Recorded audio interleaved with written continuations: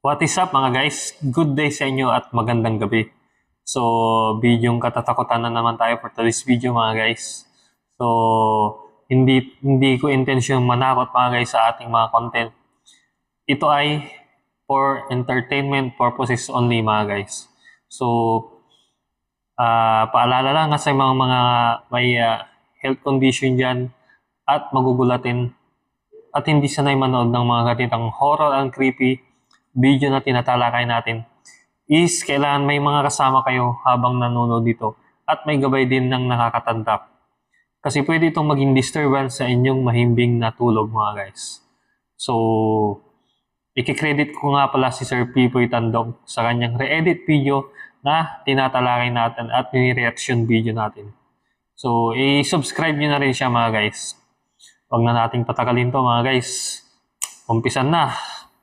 Ang binadilyo ang natataranta sa bahay na ito habang kinukunan niya ng video ang lugar na kung saan Ang galaw ng camera.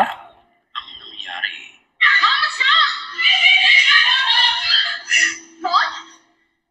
Ang galaw ng kumukuha. Ano yan? Sa mga oras na iyon ay Teka lang. tila kakaiba. Parang ano siya? Tawag dyan? Mimic ang tawag dyan eh. Yung kumukopya ng nagiging parang doppelganger din. Mga guys. Yung kinukopya niya yung kakilala mong tao, yung kasama niya sa bahay. Ganyan yan eh. Ang kilos ng kanyang nanay Mimic. tila nakatulala lamang at nakatayo. Hindi yan yung nanay niya. Weird. Hindi yan yung nanay niya. Tinatanong siya ng kanyang anak kung okay lang ba siya. Pero Ginaya lang yung nanay niya, mga guys. Mimic yan. Wala na. nang walang ano-ano'y, bigla na lamang naglaho ng parang wala ang kanyang nanay. Eee. Creepy. Nakatakot. Nandun na si Sadako pa ron. So, next clip na tayo mga guys. Yung ganun na instances, mga sitwasyon, pag hindi normal yung kilos ng kakilala mo, ibig sabihin nun, hindi siya yun.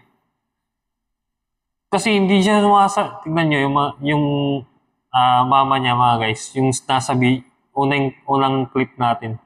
Hindi kumikilos, hindi walang reaction, diba? So, ibig sabihin, hindi siya yun. Alangan naman na sinapian din, gano'n, diba? Tapos biglang nawala. So, ibig sabihin, ibang nilalang yun. Ginaya lang niya yung kakilala mo o mahal mo sa buhay. Next clip na tayo. Isang nakakapangilaban naman ang naranasan Abandonadong ng nanay gusali o sa kanya, ang isang abandonadong bahay na ito. bahay. Abandonadong bahay.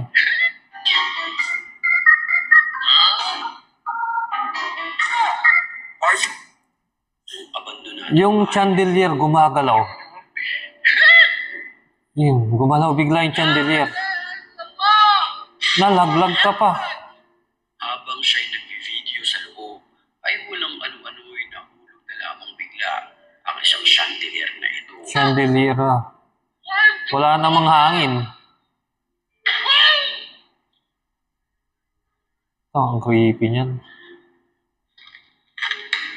Mga kalabog na anim may tao sa loob maliban sa kanya. Pero nagkakamali ka dyan. Tingnan niyo naman yung mga kagamitan. Mamahalin. Yung upuan pa lang, oh. Pero ay nabandona na talaga.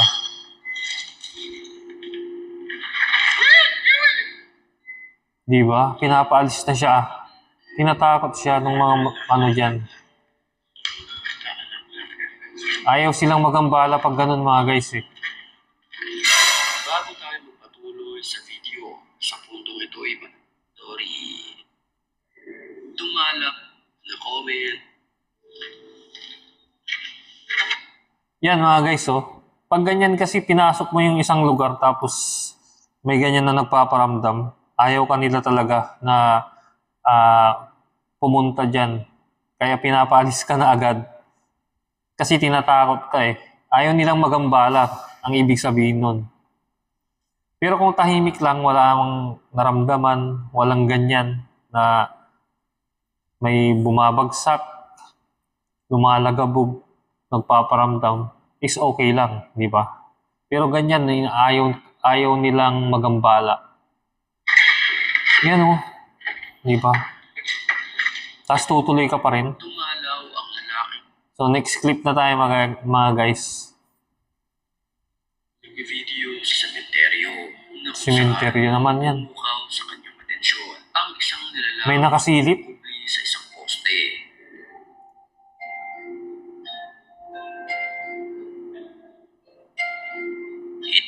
Okay lang yan, maliwanag eh. Hindi ka matatakot yan. Pwera lang kung gabi. Ito ay nakatingin lamang sa kanya. Puti ang kanyang muka.